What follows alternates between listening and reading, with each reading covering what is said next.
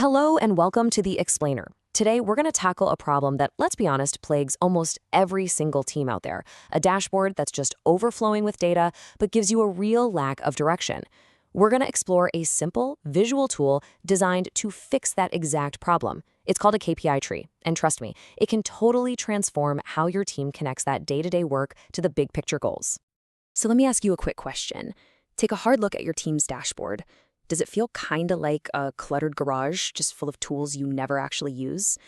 Are you tracking, I don't know, dozens of metrics, but you're not really sure how they all connect to each other?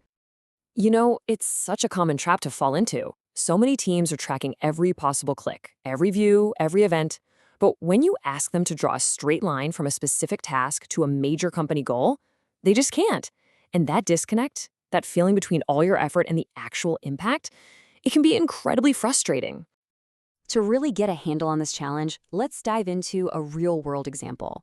We're going to meet a product leader who was, well, drowning in this exact kind of metric chaos. So this is Maxine. She's the head of product for a news app called Yesterday's News. Her team's dashboard was a classic case of just metric overload. As she put it herself, it was a bit of a mess. And why? Because they were tracking everything but had never actually deliberately chosen their key performance indicators, their KPIs. The result was a dashboard that really wasn't helping anyone make better decisions. So, how did Maxine manage to escape this metric mess? Well, she discovered a simple but really powerful solution that completely changed how her team thought about their work: the KPI tree. Okay, so what exactly is a KPI tree? Think of it like a visual map of your entire strategy. At the very top, you put your ultimate goal, what people often call a North Star metric. And then, branching down from there, you logically connect all the smaller metrics and activities that directly contribute to hitting that goal. It just makes all those cause and effect relationships crystal clear. Let's make this a little more real with a super simple example. Imagine a ride-sharing app. Their big goal is the number of completed trips. So what drives that? Well, it comes down to two key things: the number of people requesting rides and the number of drivers available to actually give them. The tree just visually connects these pieces in a simple, logical way. See? All right, now that we get the basic idea, let's circle back to Maxine and see exactly how her team at Yesterday's News built their very own tree right from scratch. Okay, first step was a big one. They had to agree on the single most important metric for them. After a bit of discussion, they landed on monthly active users, or MAU. This became the very top of their tree, the ultimate goal that they were all going to work towards together.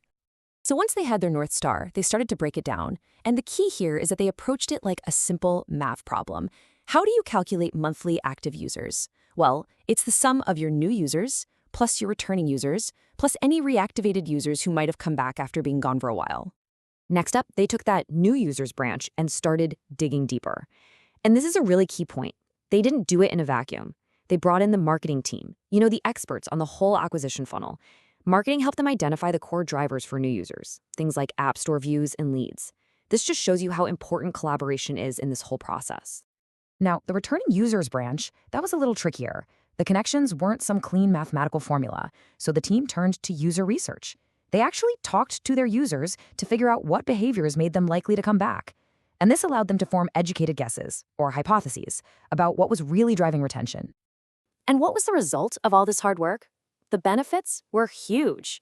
All of a sudden, everyone had a crystal clear definition of success. They could finally build a dashboard that was actually meaningful and actionable. The tree became a shared language, a reference point for all departments, which led to much more focused, outcome-oriented conversations. It was a game changer. So if you look closely at Maxine's story, you'll notice her team used two really distinct methods to grow the branches of their tree. And understanding these two approaches, math versus hypotheses, is absolutely fundamental to building any effective KPI tree. So on one side, you have certain provable mathematical relationships. For example, revenue equals the number of customers times their average spend. That's a fact, so you connect it with a solid line. But on the other side, you have hypotheses. These are your educated guesses based on research. For instance, you might believe that sending a push notification increases user engagement, but you haven't proven it yet. That connection gets a dotted line, which is your signal that it's an idea you need to go out and test. Okay, so we've seen the theory and a fantastic case study. Now, how can you actually build one of these for your own team? Let's get practical. Building your own tree is actually a really fun, collaborative process. Start with your North Star metric if you have one. Then, get your team together in a room with a whiteboard and a ton of Post-its and just start brainstorming connections. As you grow the branches out, use both math and your hypotheses to fill it in. And crucially, you have to step back, reflect, and refine it. And of course, always remember to use solid lines for the facts and dotted lines for your theories. Now, as you get started, here are 3 common traps to watch out for. First, don't build it in a silo. You have to be like Maxine and get input from other teams. Second, be honest about what's a fact and what's just a guess. Use those dotted lines. And finally, don't try to map every single metric in the universe. Keep the tree focused on what truly matters right now. And this might be the most important takeaway of all. Your KPI tree isn't some static document you create once and then just forget about. It's a living tool. You should plan to review and revise it regularly, at least once a quarter, or really anytime your strategy changes, to make sure it's still reflecting reality. So, we'll leave you with this final thought to chew on. If you were to start building your own KPI tree today, right now, what would be at the very top? What is that one metric that if everyone on your team aligned on it, would unlock real, meaningful progress? That right there, that's the first step on your journey to clarity. Thanks for joining us.